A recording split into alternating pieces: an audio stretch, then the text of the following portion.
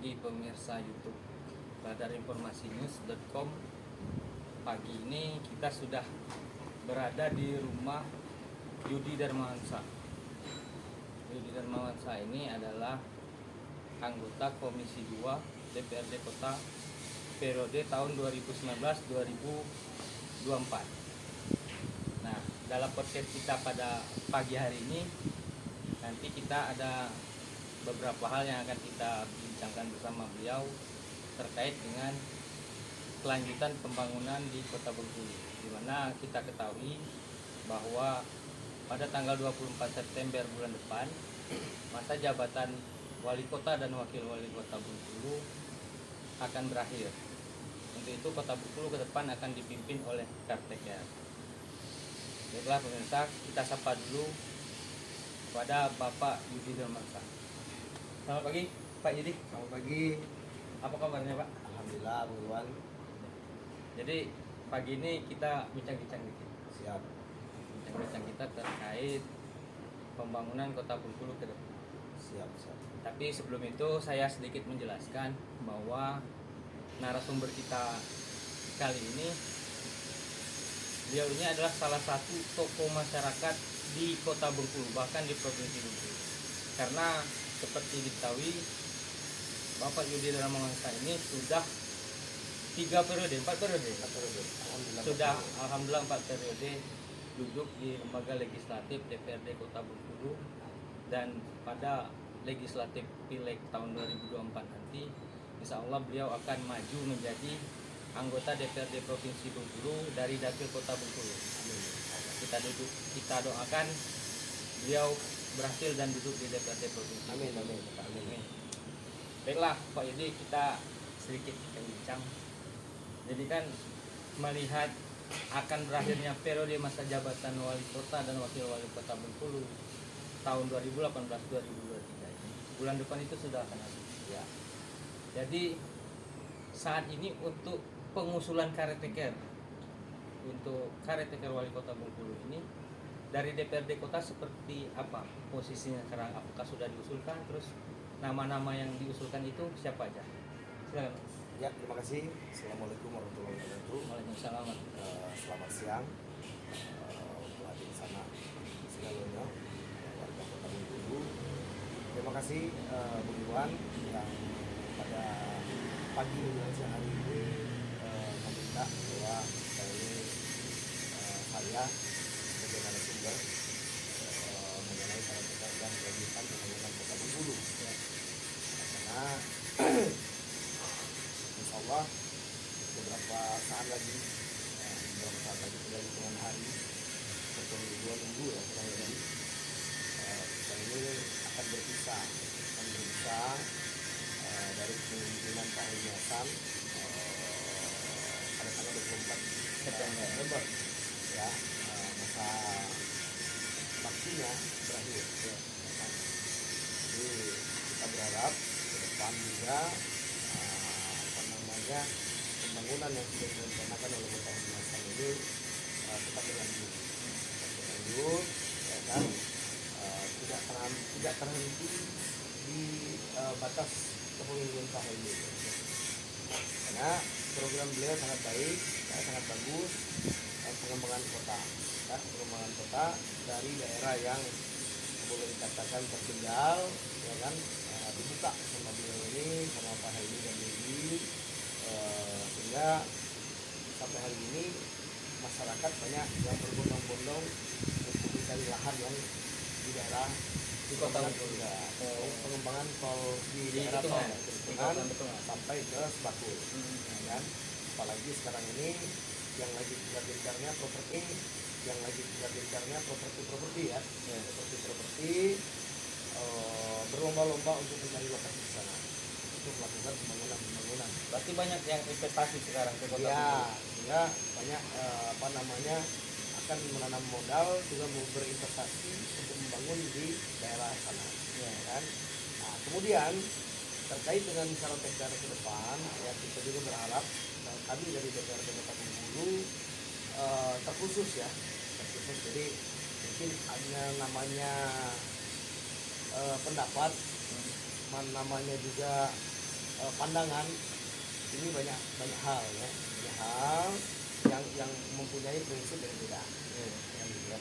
Tetapi itulah kenyataannya bahwa hasil dari lembaga DPRD Kota Bengkulu sudah memperoleh 3 nama yang Siapa aja tuh? yang diusulkan oleh provinsi ya, yaitu Satu Sapriyandi, Kepala Dinas Perikanan Provinsi Bengkulu.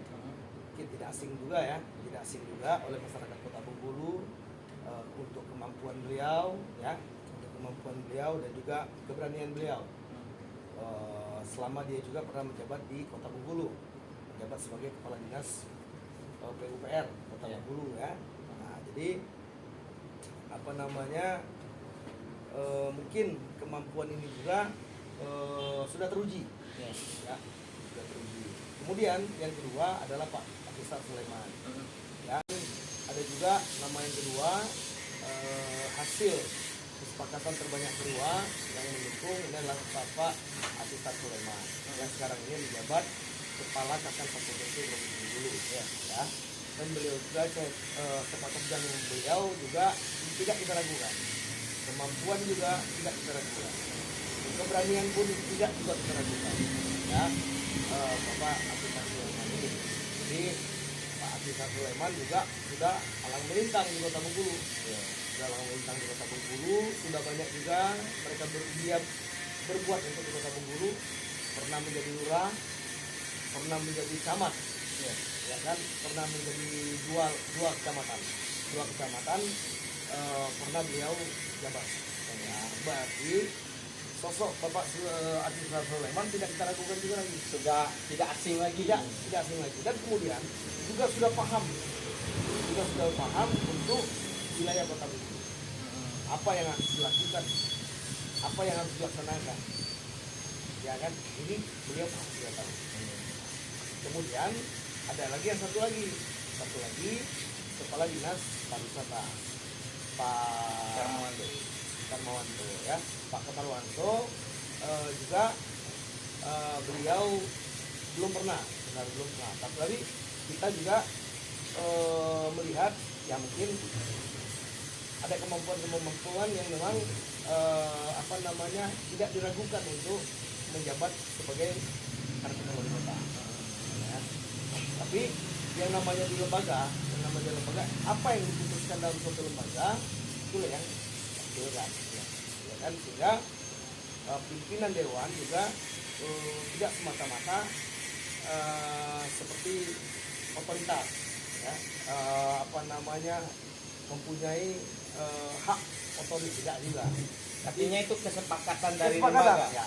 Yang namanya kesepakatan, apa yang sudah disepakati, mau tidak mau, suka tidak suka, senang tidak senang, pimpinan dewan harus menjalankan. Artinya 3 nama yang dikeluarkan oleh lembaga legislatif DPRD Kota Bengkulu ini keputusannya kolektif kolegial ya? Benar, kolektif kolegial. Makanya tadi saya bilang, ya kita tidak bisa juga memaksakan kehendak sendiri.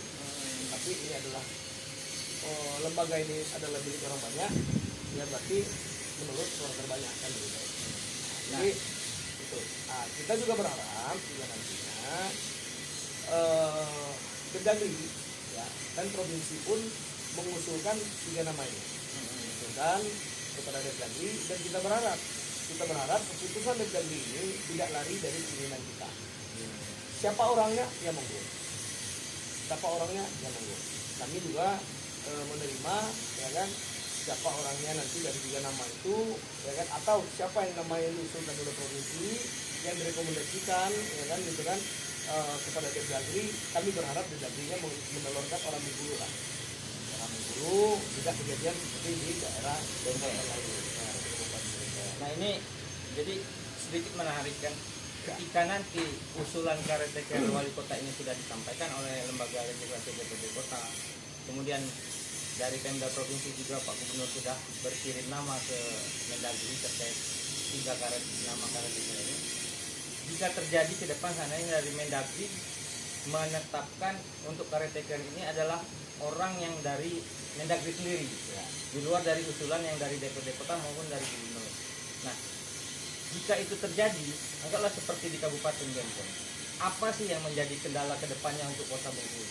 Ya, kendalanya tadi yang saya bilang bahwa kalau bukan orang dari Bengkulu, bukan orang yang tahu wilayah Bengkulu dan Kota Bengkulu, dan orang yang tidak tahu program wali Kota Bengkulu sekarang ini, maka terhambatlah pembangunan Kota Bengkulu.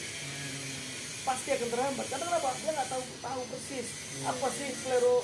Kalau orang Bengkulu ini apa sih selero Pak Wali ini kemarin? Apa sih program Pak Wali Pak Helmi? Kan nggak tahu.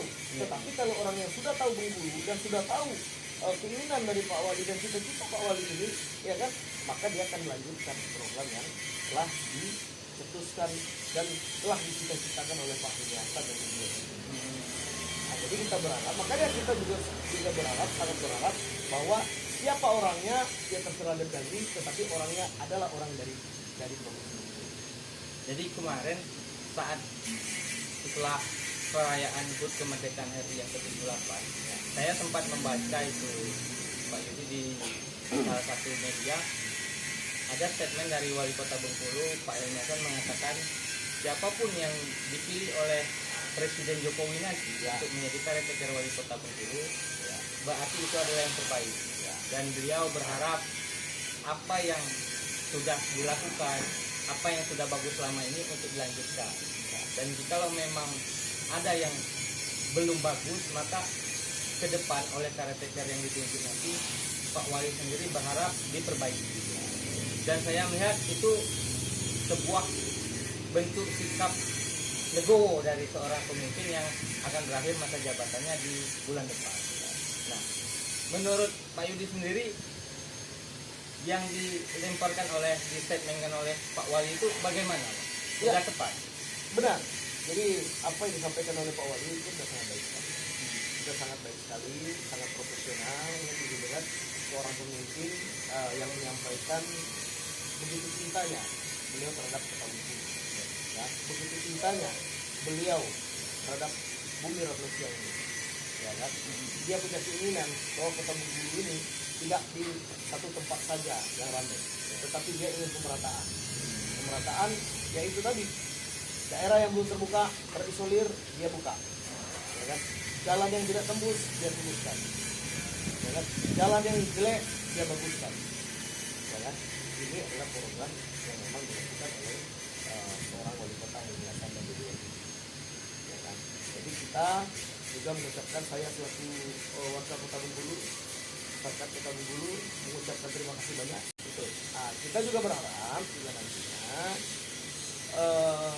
Kemdagri ya, dan provinsi pun mengusulkan 3 nama ini, mengusulkan kepada Kemdagri, dan kita berharap keputusan Kemdagri ini tidak lari dari keinginan kita. Siapa orangnya, ya monggo. Siapa orangnya, ya monggo. Kami juga menerima, ya kan, siapa orangnya nanti dari 3 nama itu, ya kan, atau siapa yang namanya diusulkan oleh provinsi yang direkomendasikan, ya kan, gitu kan, kepada Kemdagri. Kami berharap Kemdagri-nya menelurkan orang Bengkulu lah. Orang Bengkulu tidak kejadian seperti di daerah lain. Nah, ini jadi sedikit menarik kan, ketika nanti usulan caretaker wali kota ini sudah disampaikan oleh lembaga legislasi DPD kota, kemudian dari Pemda provinsi juga Pak Gubernur sudah berkirim nama ke Mendagri terkait 3 nama caretaker ini. Jika terjadi ke depan seandainya dari Mendagri menetapkan untuk caretaker ini adalah orang yang dari Mendagri sendiri, di luar dari usulan yang dari DPD kota maupun dari Gubernur. Nah, jika itu terjadi, anggaplah seperti di Kabupaten Benteng, apa sih yang menjadi kendala kedepannya untuk Kota Bengkulu? Ya, kendalanya tadi yang saya bilang bahwa kalau bukan orang dari Bengkulu, bukan orang yang tahu wilayah Bengkulu dan Kota Bengkulu, dan orang yang tidak tahu program wali Kota Bengkulu sekarang ini, maka terhambatlah pembangunan Kota Bengkulu. Pasti akan terhambat. Karena kenapa? Dia nggak tahu persis apa sih selero. Kalau orang Bengkulu ini apa sih selero Pak Wali ini kemarin? Apa sih program Pak Wali Pak Helmi? Kan nggak tahu. Tetapi kalau orang yang sudah tahu Bengkulu dan sudah tahu keinginan dari Pak Wali dan cita-cita Pak Wali ini, ya kan, maka dia akan melanjutkan program yang telah cetuskan dan telah dicita-citakan oleh Pak Hedi Hasan dan beliau. Nah, jadi kita berharap, makanya kita juga berharap, sangat berharap bahwa siapa orangnya ya terserah dan ganti, tetapi orangnya adalah orang dari provinsi. Jadi kemarin saat setelah perayaan HUT kemerdekaan RI yang ke-78, saya sempat membaca itu Pak Yudi di salah satu media, ada statement dari Wali Kota Bengkulu Pak Helmi Hasan mengatakan siapapun yang dipilih oleh Presiden Jokowi nanti untuk menjadi caretaker Wali Kota Bengkulu, berarti itu adalah yang terbaik. Dan beliau berharap apa yang sudah dilakukan, apa yang sudah bagus selama ini untuk dilanjutkan. Dan jikalau memang ada yang belum bagus, maka ke depan oleh caretaker yang ditunjuk nanti Pak Wali sendiri berharap diperbaiki. Dan saya melihat itu sebuah bentuk sikap legowo dari seorang pemimpin yang akan berakhir masa jabatannya di bulan depan. Nah, menurut Pak Yudi sendiri yang dilemparkan distatementkan oleh Pak Wali itu bagaimana? Sudah tepat? Benar. Jadi apa yang disampaikan oleh Pak Wali itu sudah sangat baik sekali. Sudah sangat baik sekali, sangat profesional, yang dilihat seorang pemimpin yang menyampaikan begitu cintanya beliau terhadap Kota Bengkulu. Ya, begitu cintanya beliau terhadap bumi Revolusi ini. Ya kan? Dia punya keinginan bahwa Kota Bengkulu ini tidak di satu tempat saja yang ramai, tetapi dia ingin pemerataan. Pemerataan yaitu tadi daerah yang belum terbuka, terisolir, dia buka. Ya kan? Jalan yang tidak tembus, dia tembuskan. Ya kan? Jalan yang jelek, dia baguskan. Ya kan? Ini adalah program yang memang dilakukan oleh seorang wali kota yang Hasan dan beliau. Ya kan? Jadi kita juga mengucapkan, saya selaku warga Kota Bengkulu, masyarakat Kota Bengkulu, mengucapkan terima kasih banyak kepada Bapak Helmi Hasan dan Bapak Edi Wahyudi yang begitu aktif, ya, yang begitu aktif, selalu memikirkan wajah kota, selalu memikirkan kesejahteraan masyarakat Kota Bengkulu, ya kan, yang selalu berkarya, ya kan, yang selalu berbuat di Kota Bengkulu. Nah, jadi kita juga berharap nanti caretaker ke depan ini ya monggo lah untuk walaupun nanti Pak Helmi tidak lagi menjabat wali kota, yuk koordinasi lah, koordinasi sehingga apa yang beliau inginkan dan apa yang beliau ciptakan ini bisa berjalan dengan baik. Jadi sehingga Bengkulu tidak memulai dengan gaya-gaya baru, tetapi Bengkulu tetap akan melanjutkan apa yang telah diciptakan oleh pemimpin-pemimpin kita. Artinya siapapun caretaker nanti itu yang terbaik. Ya. Kemudian kita berharap siapapun yang jadi caretaker nanti Kota Bengkulu tidak mulai dari nol lagi. Betul. Artinya kita melanjutkan pembangunan. Ya. Jadi itu pemirsa, seperti disampaikan oleh Pak Yudi dari fraksi Golkar Kota Bengkulu, beliau juga anggota Komisi 2 DPRD Kota Bengkulu saat ini, dan ini beliau juga kita ketahui dalam waktu dekat akan dilantik Pak Yudi Darmawansyah ini menjadi salah satu waketum REI di pusat. Organisasi REI pimpinan ketumnya Pak Joko Suranto, dan salah satu putra Bengkulu ini akan ikut dilantik menjadi waketum bidang organisasi. Itu 1 September nanti di Istana Negara. Nah, tanggal 1 September nanti di Istana Negara, dan nanti setelah beliau dilantik kita jadwalkan untuk podcast kembali. Siap. Jadi itulah bincang-bincang kita pagi hari ini, dan kita berharap ke depan Kota Bengkulu semakin maju, semakin berkembang. Siapapun pemimpinnya, Kota Bengkulu layak untuk terus berkembang dan maju. Demikianlah, billahi taufiq wal hidayah. Wassalamualaikum warahmatullahi wabarakatuh. Waalaikumsalam warahmatullahi wabarakatuh.